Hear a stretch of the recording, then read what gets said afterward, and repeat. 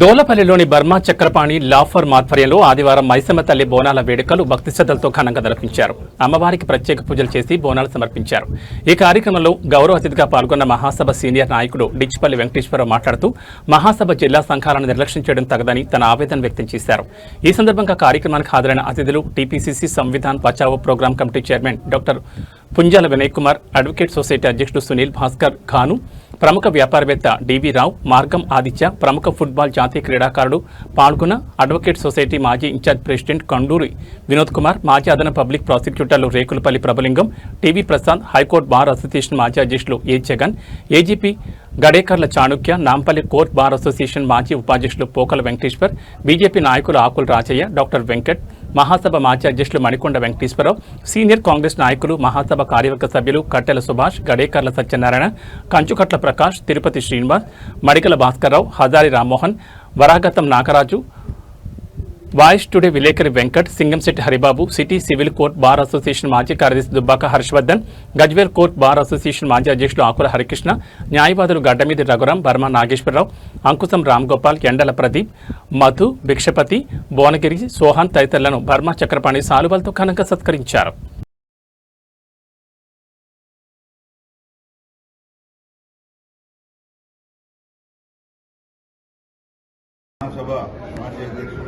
మణికొండ గారు, మున్నూరు కాపు కులం నుంచి ఈనాడు అనేకమైనటువంటి వివిధ హోదాల్లో పనిచేస్తున్నటువంటి లీగల్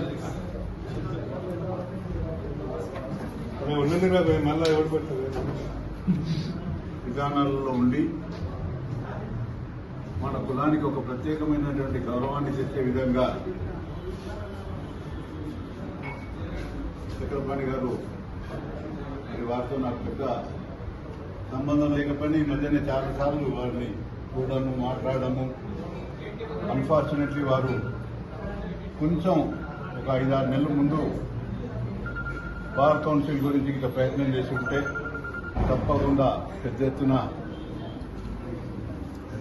రాష్ట్ర మున్నూరు కాపు మహాసభ ఒక నిర్ణయాన్ని తీసుకొని ఒక 5 క్యాండిడేట్ను సెలెక్ట్ చేసుకొని ప్రెసిడెంట్, సెక్రటరీ, మొత్తం కార్యవర్గాలను మొత్తం తెలంగాణ జిల్లాలో తిరిగి ఉంటే తప్పకుండా మనం చాలా పెద్ద ఎత్తున గెలిచేవారు.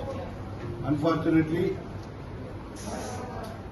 మహాసభలో ఉన్నటువంటి పెద్ద మనుషులు వారిలో వాళ్ళు కొట్లాడడం తప్పితే సమాజం గురించి కానీ, కులం గురించి కానీ, యువకుల గురించి కానీ, నిరుద్యోగంగా ఉన్నటువంటి మనం పిల్లల గురించి ఏం చేయాలనే ఆలోచన లేకుండా ఈనాడు జిల్లాల్లో హైదరాబాద్ లో ఉన్నటువంటి మున్నూరు కాపు సంఘం ఉన్నదనేటటువంటి ఉనికిని కోల్పోతానన్న మాట నేను మనవి చేస్తాను. ఏ సంస్థకైనా, దేనికైనా వ్యవసాయ రంగంలో ఎలాగైతే ఒక రైతు, ఒక చిన్న పల్లెటూరు ప్రాముఖ్యత ఉంటుందో, కులాల వారిగా కూడా హైదరాబాద్లో ఉన్న వారి కంటే కూడా పల్లెటూర్లలో ఉండేటటువంటి, ఎందుకంటే మేమంతా పల్లెటూరు వాతావరణం నుంచి పెరిగి పెద్దగై అక్కడ సంస్కృతిలో పెరిగి ఈనాడు హైదరాబాద్ వచ్చాం. అక్కడున్న మర్యాద, అక్కడున్న ఆప్యాయత, అక్కడున్న గౌరవం నేను నిజంగా చెప్పాలంటే మరి మీరు మీద భావించాలనుకుంటే హైదరాబాద్లో మాత్రం మరి లేదన్నమాట. మాత్రం నిజంగానే ఇంత పెద్ద ఎత్తున ఉన్నటువంటి హైదరాబాద్లో ఎక్కడనుకుంటే అక్కడ మన మున్నూరు కాపు సోదరులు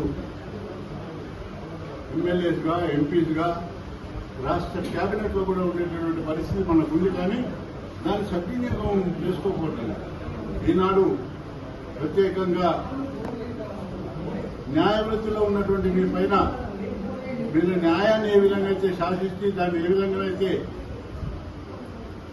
పరివర్తన చేసి దానిలో ఇచ్చేసి న్యాయాన్ని చేరుస్తుందో, ప్రత్యేకంగా మరి బ్రహ్మచర్య గారి ఈ శుభ కార్యక్రమంలో మీ అందరితో నేను సభ్యులంగా మనవి చేస్తా ఉన్నాను.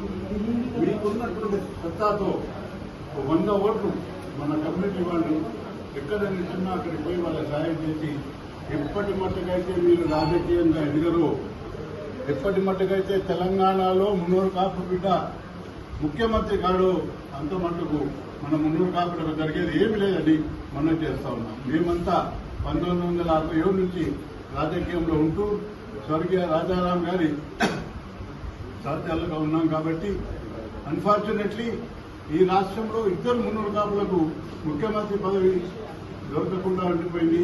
ఒకటేమో రాజారాం గారు యాక్సిడెంట్లో చనిపోవడం, మన సోదరుడు బి శ్రీనివాసు ఆయన కొడుకు యొక్క కార్యక్రమాల వల్ల ముఖ్యమంత్రి పదవిని కోల్పోయారు. మరి ఈనాడు మన స్థాయికి అయినటువంటి నాయకుడు కాంగ్రెస్ పార్టీలో కానీ ఎవరు లేరు. రానున్న రోజులలో ఒకవేళ నాకు తెలిసినంత మాత్రం మరి రేపు బీజేపీ పార్టీ ఈ రాష్ట్రంలో ఒకవేళ అధికారంలోకి వస్తే తప్పకుండా మున్నూరు కాపు కులాల నుంచి లక్ష్మణ్ గారికో లేకుండా అటు అరవింద్కో లేకపోతే బండి సంజయ్కో ఈ ముగ్గురిలో ఎవరో ఒకరు రాష్ట్ర ముఖ్యమంత్రి వరకు అవుతారని మనం చేస్తూ ఈ సందర్భంలో నేను చక్రపాణి గారికి మీరు ఈ కార్యక్రమాన్ని ఏర్పాటు చేశారు.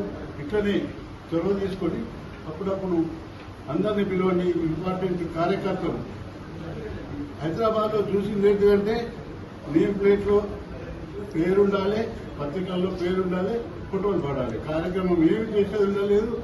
రూపాయి జేబులో నుంచి ఖర్చు పెట్టినటువంటి సామర్థ్యం ఉండి కూడా చేయరని మాట మీద మనం చేస్తాం. జిల్లాలలో ఈనాడు నిజామాబాద్ లో నేను డి శ్రీనివాస్ గారు కలిసి 14 కళ్యాణ మండపాలు కట్టాము.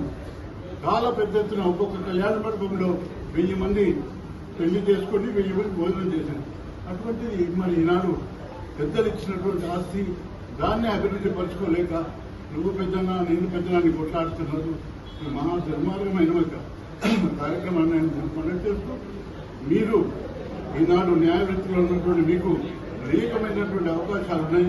మీరు పీపీలు కావాలి, జీపీలు కావాలి, హైకోర్టులు ఏజీపీలు కావాలి. మరి ప్రభుత్వం మనకు అనుకూలమైనటువంటి ముఖ్యమంత్రి ఉంటే తప్పకుండా మన అందరి వారికి అవకాశం కల్పించచ్చు. రాజారాం గారి పీరియడ్ లో నాకు తెలిసినంత మటుకు ఒక 20 మంది జీపీలు పీపీలను హైకోర్టులో నియమించడం జరిగింది. మరి రేపు మంచి ప్రభుత్వం మన కులస్తుల నుంచి ఎవరైనా ముఖ్యమంత్రి అయితే తప్పకుండా చోటు పట్టి ఆ కార్యక్రమాన్ని చేపిద్దామనే మాట మనం చేస్తూ మరోసారి మీ అందరికీ ధన్యవాదాలు.